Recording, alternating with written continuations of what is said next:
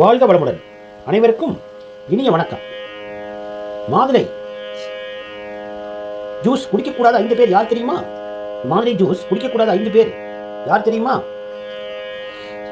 ஆரோக்கியமாக இருக்க பழங்கள் மற்றும் அவற்றின் சார்கள் நமக்கு சத்துக்களை கொடுத்து நோயிலிருந்து பாதுகாக்கிறது. பொதுவாக மக்கள் பல வகையான பழங்களை தங்கள் உணவோடு ஒரு பகுதியாக எடுத்துக்கொள்கின்றனர். அதில் மாதுளை பழம் ஒன்று. மாதுளை அதன் உயர் ஆக்சிஜன் ஏற்ற உள்ளடக்கத்திற்காக அறியப்படுகிறது. அது மட்டுமின்றி மாதுளை ஜூஸ் குடிப்பது கொலஸ்ட்ரால் அளவை குறைத்து பிபி பராமரிக்க உதவுகிறது. மாதுளம் சாற்றில் பழச்சாற்றில் வைட்டமின் சி நிறைந்துள்ளதால் இதனை உட்கொள்வது நோய் எதிர்ப்பு சக்தியை அதிகரிக்கிறது. இருப்பினும் மாதுளை சாறை குடிப்பதை தவிர்க்க வேண்டிய பலர் உள்ளனர். ஏனென்றால் அதை உட்கொள்வதன் மூலம் அவர்கள் பல உடல்நல பிரச்சனைகளை சந்திக்க வேண்டி இருக்கிறது.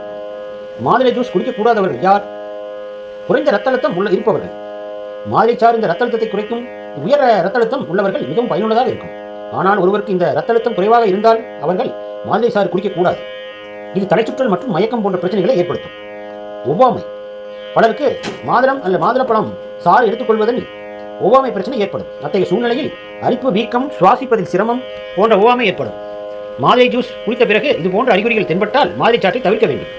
சர்க்கரை நோய் இருப்பவர்கள். பொதுவாக சர்க்கரை நோயாளிகள் மாதுளை ஜூஸ் கிளைசெமிக் இன்டெக்ஸ் குறைவாக இருப்பதால் நினைத்து அதனால் அதில் இயற்கை சர்க்கரை உள்ளது என்பதை நினைவில் கொள்ள வேண்டும். எனவே சர்க்கரை நோயால் பாதிப்புள்ளவர்கள் மருத்துவரின் ஆலோசனை பிறகுதான் மாதுளப்பழச்சாறை எடுத்துக்கொள்ள வேண்டும்.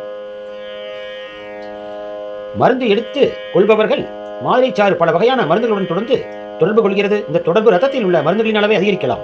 எதிர்மறையான எதிர்விளைவை ஏற்படுத்தும். உதாரணமாக, நீங்கள் ரத்த அழுத்த மருந்துகளை எடுத்துக்கொண்டால் அவற்றின் விளைவை அதிகரிக்கலாம். எனவே மருந்து உட்கொள்பவர்கள் மாதுளை ஜூஸை தவிர்க்கலாம்.